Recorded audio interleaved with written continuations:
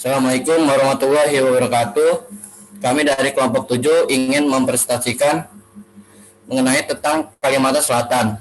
Sebelumnya kami akan memperkenalkan terlebih dahulu. Nama saya Raka Amar Syahputo dengan nomor urut 41182115 dari Ketua Kelompok 7. Nama saya Zafran Rafi Halim dengan NPM 41182138. Nama saya Safitri Fajriya dengan NPM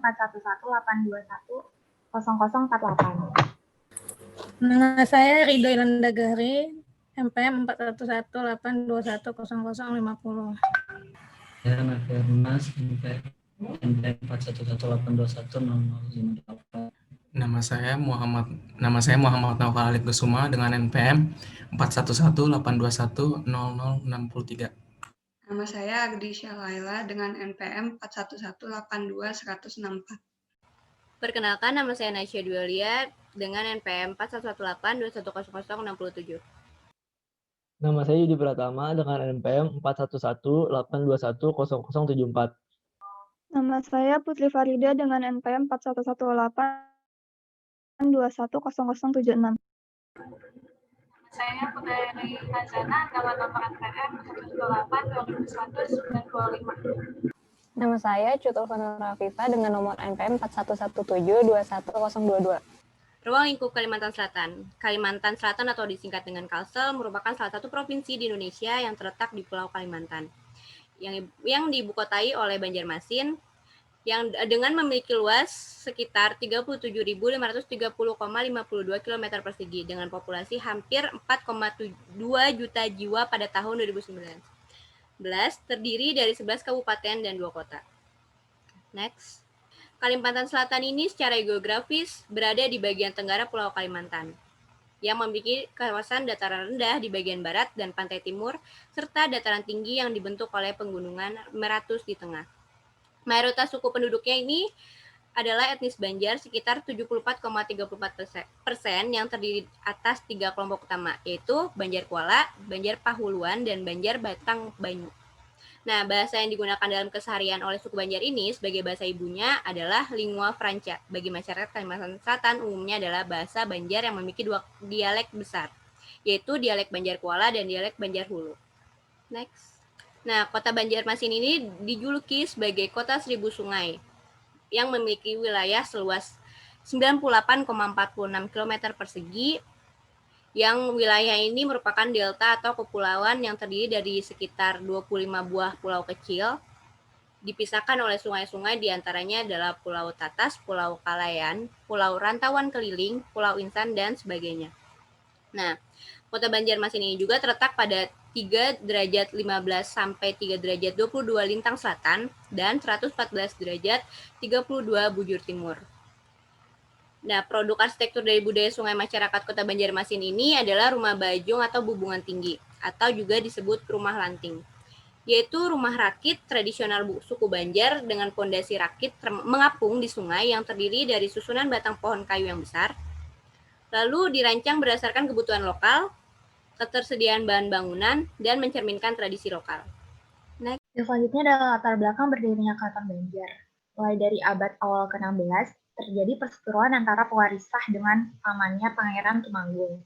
Lalu dibenangi oleh pamannya, yaitu Pangeran Temanggung. Selanjutnya terjadi perlawanan dipimpin oleh Raden Samudra dan dibantu oleh Raden Pati dari daerah muara Sungai Kuin dengan bantuan bersyarat. Lalu dimenangi oleh Raden Samudra, kemudian Raden Samudra masuk Islam dan berganti nama menjadi Sultan Suryansyah. Lalu terjadi pemindahan kerajaan Daha dan pusat kekuasaannya ke daerah pesisir Sungai Kuin.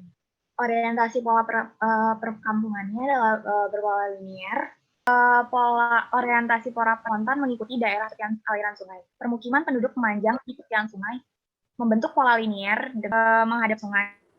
Dan di depan rumah terdapat dermaga yang dipakai untuk tempat menyandarkan atau mengikat alat transportasi berupa perahu. Rumah yang didirikan di atas bukit maupun lahan kering berorientasi ke arah sungai. Tetapi pada perkembangan permukiman ke jalan dan membelakang sungai sebagai akibat dari semakin berkembangnya jalan raya sebagai transportasi darat. Next. Selanjutnya akan dibacakan oleh Yolanda. Padang Masih termasuk unik karena terbentuk dan dikelilingi oleh 5 sungai yang ujung-ujungnya saling bertemu sehingga membentuk sebuah danau. Lanjut. Ini merupakan bentuk dari pola pemukimannya. Pada kawasan ini, pola penempatan atau bentuk tata ruangnya terdiri dari deretan bangunan dan perkampungan yang mengikuti aliran sungai dari hulu ke hilir. Ruang ibu kota kerajaan yang diikuti pola penempatan bangunan pengisiannya. Karaton merupakan simbol pusat kekuasaan yang berdiri sejajar dengan bangunan lainnya. Untuk karaton itu merupakan pada gambar ini, bentuk karaton itu berada di titiknya yang dikelilingi oleh masjid, panggungan, sitilohor, dan juga paseban. Sedangkan pada warna orange dan hijau itu merupakan rumah penduduk yang mana terdapat rumah penduduk Latin yang berdiri di sekitar pinggiran sungai dan juga terdapat rumah bentang penduduk yang berdiri di daratan. Sedangkan untuk pasarnya terdapat 2 yaitu pasar darat dan juga pasar terampung yang berada di aliran sungai tersebut. Ini merupakan gambaran dari rumah adat bentang dan juga rumah adat Latin. Rumah Banjar yang disebut bubungan tinggi adalah salah satu jenis rumah banjungan, yaitu rumah tradisional suku Banjar di Kalimantan Selatan dan bisa dibilang merupakan ikonnya rumah Banjar karena jenis rumah ini yang paling terkenal menjadi maskot rumah adat khas Provinsi Kalimantan Selatan. Di dalam kompleks Keraton Banjar dahulunya itu bangunan rumah bubungan tinggi merupakan pusat atau sentral dari keraton yang menjadi istana kediaman raja yang disebut dalam sirap, yang dahulu tepat di depan rumah tersebut dibangun sebuah balai serba pada tahun 1780 pada masa pemerintahan Panembahan Batua. Selanjutnya denah rumah bubungan. Untuk bagian depan terdapat pelatar yang setelah masuk pelatar ada penampik kecil. Setelah penampik kecil ada penampik tengah. Untuk selanjutnya ada penampik besar. Untuk bagian paling besar itu ada palidangan. Untuk sebelah kiri dari palidangan ada anjung dan sebelah kanannya disebut juga anjung. Untuk setelah palidangan turun ke bawah ada penampik bawah, yang terakhir ada padapuran. Next. Zonasi dan filosofi. Tawing lahat. Ruang dalam rumah Banjar bubungan tinggi terbagi menjadi ruang yang bersifat private dan semi-private. Di antara ruang penampik besar yang bersifat semi-private dengan ruang palidangan yang bersifat private dan dipisahkan oleh tawing halat, artinya dinding pemisah. Kalau di daerah Jawa disebut soketeng. Jika ada selamatan maupun menyampir atau yang disebut nanggap wayang kulit Banjar, maka pada tawing halat ini bagian tengahnya dapat dibuka sehingga seolah-olah suatu garis pemisah transparan antara dua dunia luar dan dalam. Ketika dilaksanakan wayang sampir, maka tawing halat yang menjadi pembatas antara dalam palidangan dan luar yang disebut paluaran atau penampik besar yaitu jadi terbuka. Raja dan keluarganya serta berada pada area dalam menyaksikan anak wayang yang wujud aslinya, sedangkan penonton berada di area luar. Untuk denah cacak burung, untuk denah bubungan tinggi ini bangunannya disebut denah cacak burung. Denah rumah Banjar bubungan tinggi ini berbentuk tanda tambah yang merupakan perpotongan dari poros-poros bangunan, yaitu dari arah muka ke belakang dan dari arah kanan ke kiri, yang membentuk pola denah cacak burung yang sakral. Di tengah-tengahnya terdapat berada di bawah konstruksi rangka sangga ribut. Di bawah atap hubungan tinggi adalah yaitu ruang palidangan yang merupakan titik perpotongan poros-poros tersebut. Secara kosmologis, maka disinilah bagian paling utama dari rumah hubungan tinggi. Pentingnya bagian ini cukup diwakilkan dengan penampilan tawing halat yang disebut dinding tengah, yang penuh ukir-ukiran pohon hayat yang subur makmur. Tawing hayat menjadi fokus perhatian dan menjadi area yang terhormat. Tawing hayat halat melindungi area dalam yang merupakan titik pusat bangunan, yaitu ruang palidangan yang disebut penampik panangah. Selanjutnya pelataran. Pelataran atau yang disebut pendopo atau teras merupakan ruang depan ruangan rumah yang pertama setelah menaiki tangga masuk. Ukuran ruangan ini yaitu 7 kali 3 meter. Pelataran disebut juga pamedangan. Pelataran disebut juga surambi, terdiri dari 3 bagian berjenjang ke atas, yaitu yang pertama ada surambi muka, yaitu teras depan atau pertama. Area ini biasanya terdapat 40 pilar yang terdiri tegak langsung di atas gundukan tanah yang sengaja dibuat lebih tinggi daripada halaman pekarangan sekitarnya, atau dapat pula pada area ini dibuat lantai yang tersusun dari papan ulin. Untuk surambi sambutan atau ambin terletak di bagian surambi muka dan lapangan pamedangan atau spaseban. Surambi sambutan adalah teras tengah yang berupa ruangan terbuka yang berfungsi sebagai tempat menyambut kedatangan tamu. Untuk lapangan pamedangan atau paseban, yaitu berada paling atas, berupa ruang setengah terbuka yang berfungsi sebagai tempat duduk beristirahat pada sore maupun malam hari. Ruangan ini biasanya di sebelah kiri maupun kanan. Masing-masing terdapat sebuah kursi panjang yang diukir dan dilapisi dengan tilam, kampikan atau sebuah dipan kecil yang disebut katil. Next. Kelompok ruang tamu. Palauran adalah ruang tamu utama pada bagian dalam rumah Banjar yang bersifat semi private. Khusus pada ruang bubungan tinggi, ruang palauran terbagi menjadi 3 bagian yang berjenjang, namun tidak bersekat, terdiri dari ruang penampak kecil di bawah, ruang penampak tengah di tengah, dan ruang penampak besar di atas. Yang menunjukkan adanya tata nilai ruang yang hierarkis.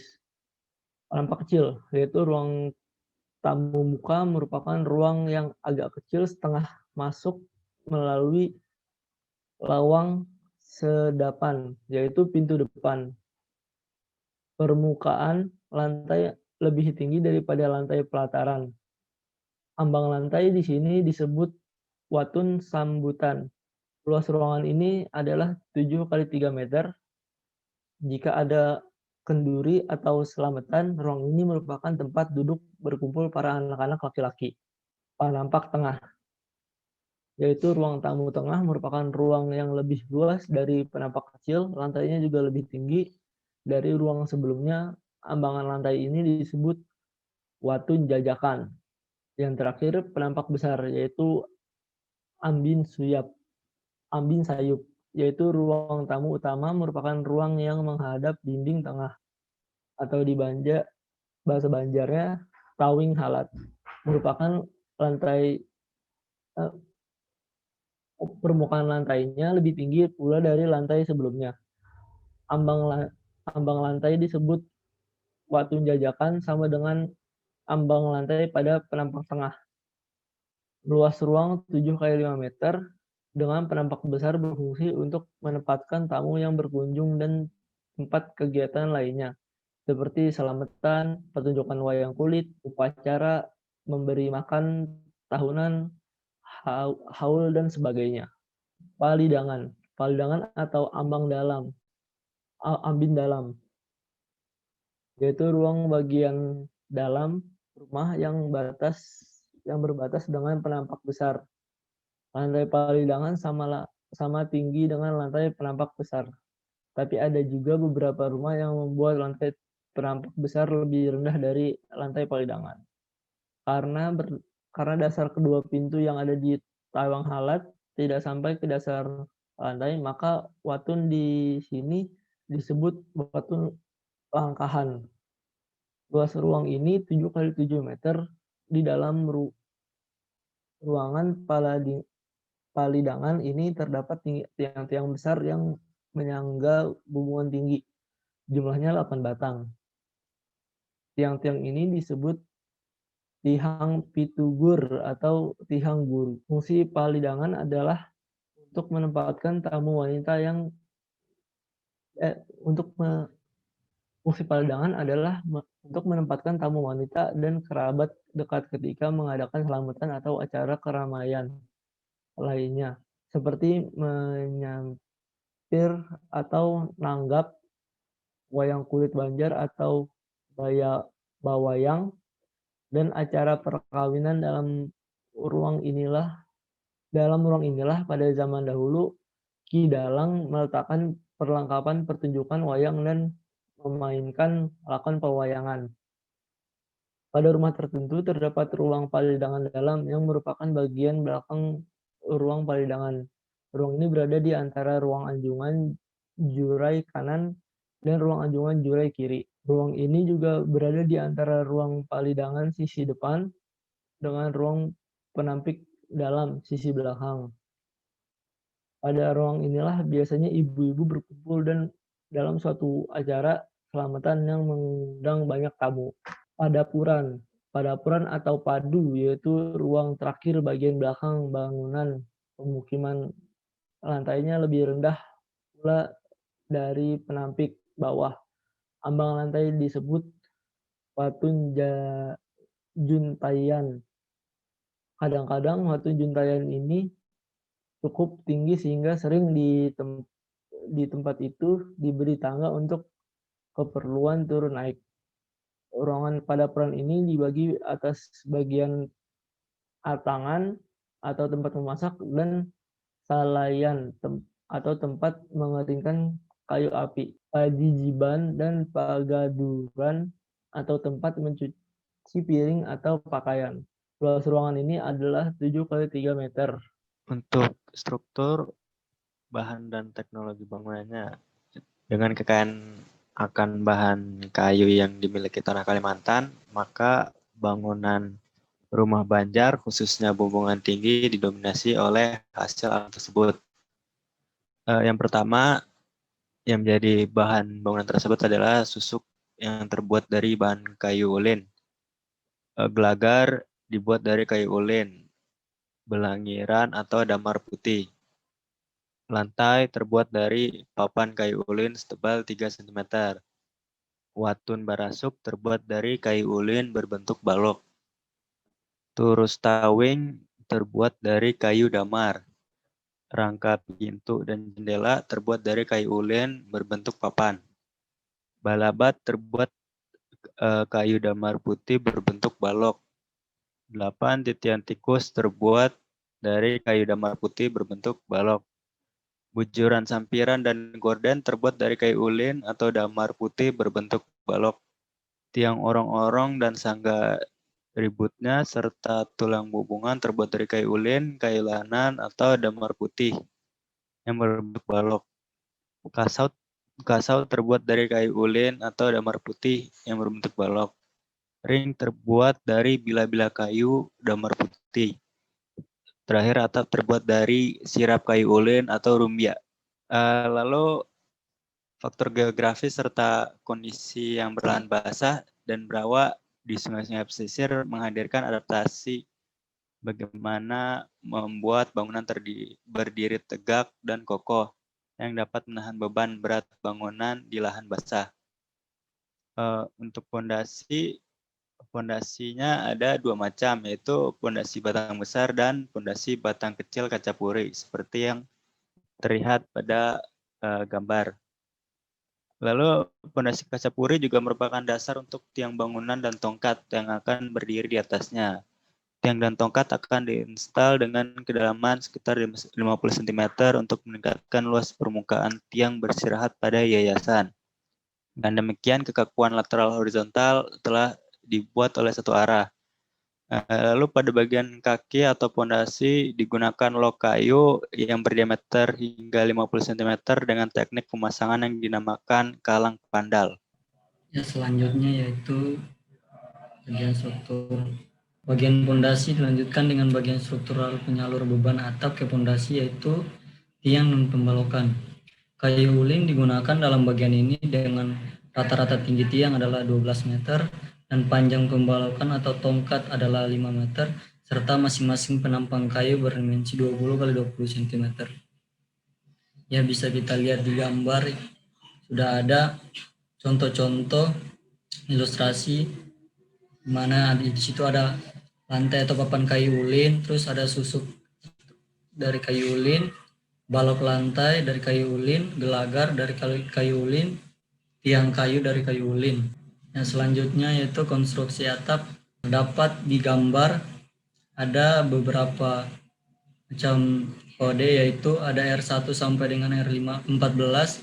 Yang pertama R1 itu balok bubungan, R2 itu tiang orang-orang, R3 balok penahan dari balok peran, R4 tiang peran, R5 kuda-kuda, R6 balok peran, R7 balok kolang pedapuran, R8 guarding, R9 pedestal, R10 kasau, R11 kasau dari anjung, R12 kasau anjung, R13 kuda-kuda ruangan, dan R14 balok pedestal ruangan.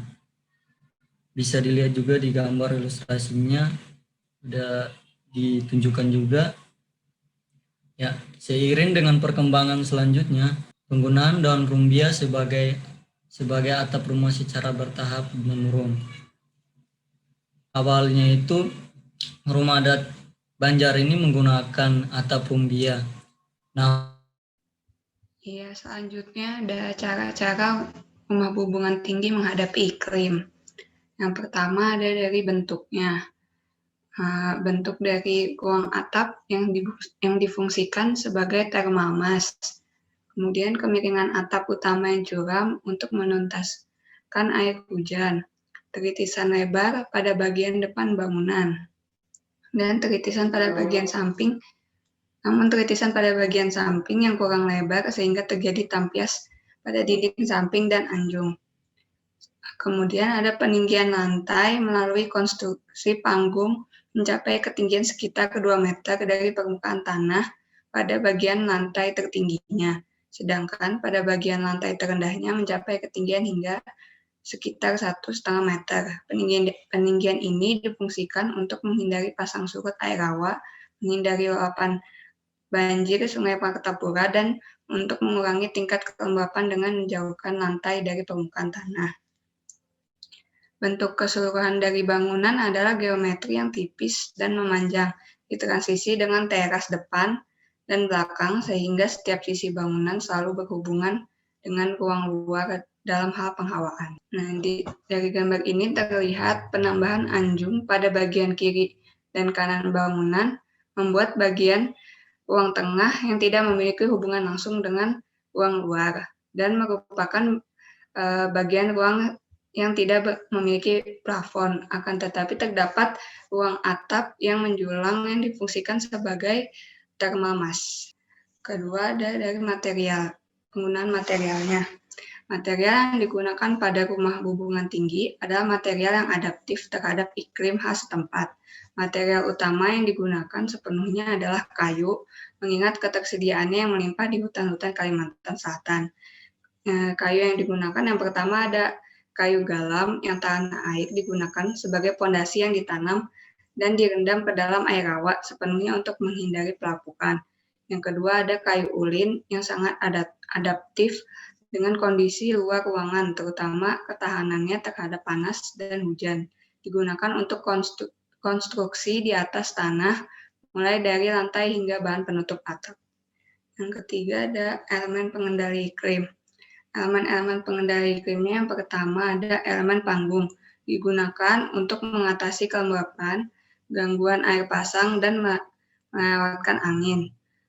Yang kedua ada lantai dan dinding yang disusun bercelah-celah, digunakan sebagai ventilasi untuk melewatkan angin. Yang ketiga ada beranda yang digunakan sebagai area transisi agar tidak mengalami tampias dan silau ketika bagian muka bangunan diberikan bukaan.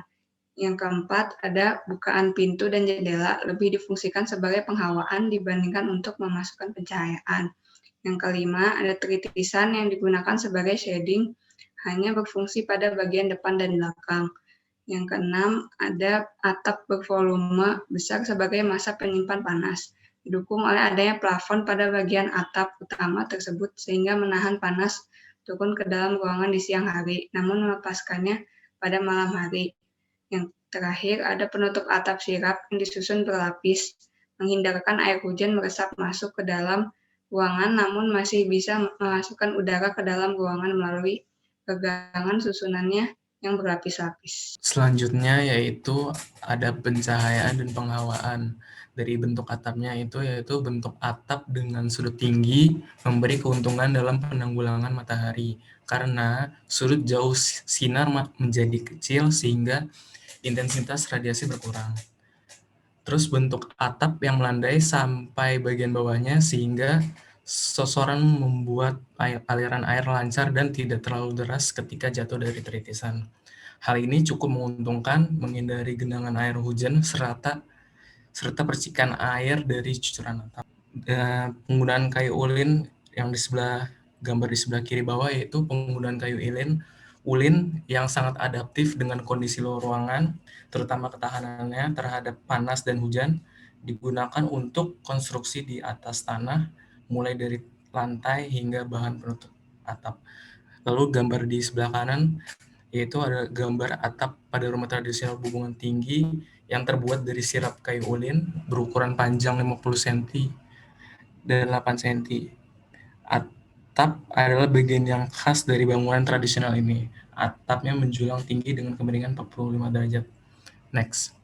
Lalu ada aliran udara. Dari gambar sebelah kiri bawah itu yaitu bukaan pada rumah. Bagian rumah dengan bagian depan terdapat bukaan seperti pintu masuk dan celah-celah kecil yang terbuat dari kayu sebagai dinding. Dimanfaatkan untuk pencahayaan alami. Lalu yang di sebelah kanan itu ialah dilihat dari posisi berdirinya tiang. Bagian kaki merupakan tiang utama penyokong struktur bangunan terdiri dari tiang utama dan tiang penyangga. Dengan adanya bagian kaki dapat mengurangi lembab dari tanah dan pergerakan udara lebih leluasa. Lalu selanjutnya itu ada interior rumah Bubungan Tinggi.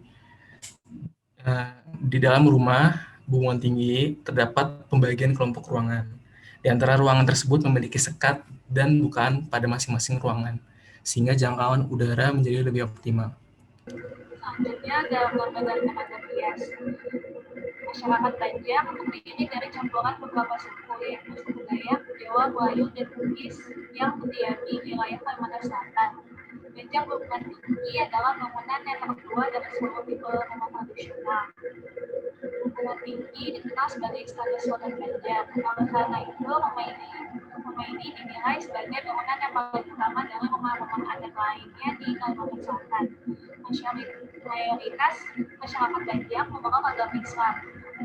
Hasil dari sistem religius Islam tersebut mempengaruhi beberapa aspek budaya secara fisik. Salah satunya adalah tercermin dalam elemen interior rumah. Next.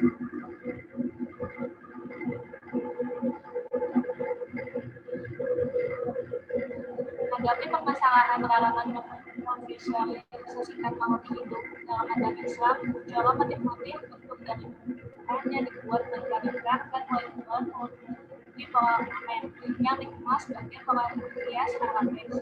Ini ada contoh gambar satu, itu pola hias.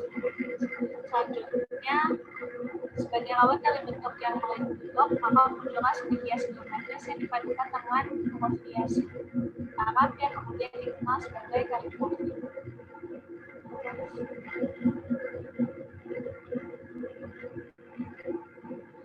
Sesuai dengan ajaran agama Islam yang melarang visualisasi makhluk hidup yaitu hewan dan manusia, maka bentuk-bentuk elemen dekoratif di rumah Bubungan Tinggi tidak ada yang memvisualisasikan makhluk hidup.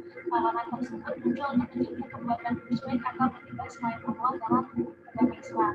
Sebagai jalan keluar, masyarakat Banjar menggunakan motif-motif seperti pertama ada motif bulan, ada dua ada motif dari nominal, yang ketiga ada motif sinar, yang keempat ada motif ukiran kaligrafi. Yang pertama motif tumbuhan. Motif tumbuhan adalah perwujudan yang masyarakat Banjar dengan lingkungan alam sekitarnya. Motif bunga-bunga melambangkan suatu harapan kehidupan yang cerah. Motif daun dengan warna hijaunya melambangkan kesuburan. Sedangkan motif buah-buahan merupakan pengecapan dari kehidupan yang subur. Next.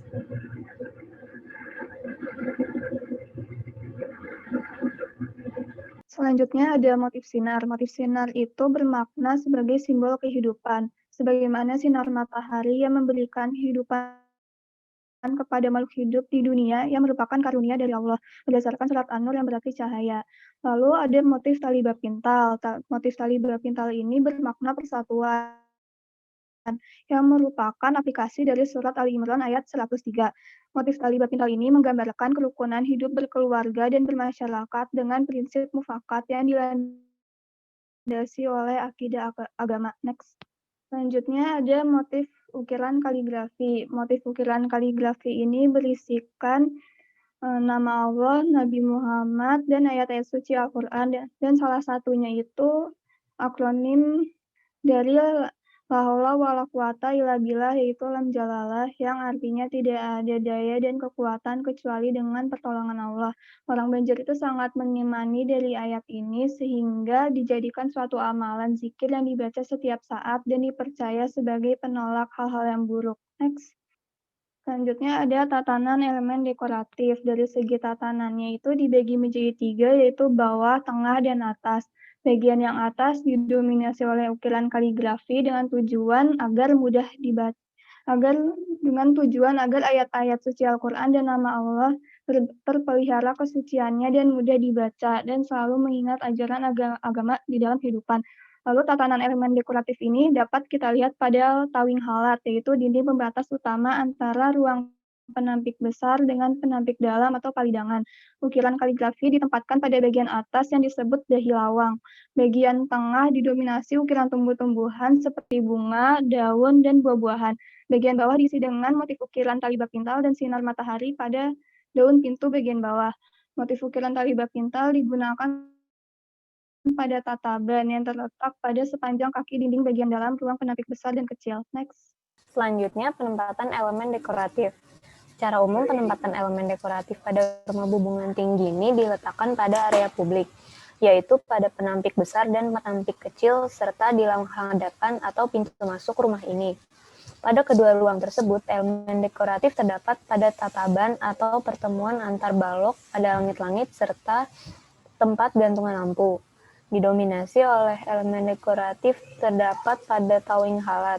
Tawing halat sebagai satu-satunya dinding yang memisahkan area publik dan area privat memiliki arti yang sangat besar bagi masyarakat Banjar pada umumnya dan pemilik rumah khususnya sebagai lambang identitas. Semakin megah tawing halat, semakin meriah ukirannya, menunjukkan makin tinggi pula kedudukan pemiliknya di mata masyarakat sekitar. Pada area privat, penempatan elemen dekoratif tidak ada sama sekali. Ditinjau dari sudut pandang agama Islam, hal ini sangat beralasan karena ruang-ruang privat seperti palidangan dan kedua anjung berfungsi sebagai tempat sholat. Ibadah sholat adalah ibadah yang melibatkan manusia dengan Allah ke dalam hubungan yang sangat khusus dan pribadi. Sehingga untuk mendukung kekhususan ibadah tersebut, maka tidak diletakkan elemen dekoratif yang dikhawatirkan akan mengganggu proses ibadah itu sendiri. Next. Berikut adalah ornamen dan ragam hias yang diterapkan pada interior rumah hubungan tinggi. Next. Sekian presentasi dari kami kelompok 7 Kalimantan Selatan. Terima kasih atas perhatiannya. Wassalamualaikum warahmatullahi wabarakatuh. Sekian dari presentasi kelompok 7, kurang lebihnya mohon maaf. Wassalamualaikum warahmatullahi wabarakatuh.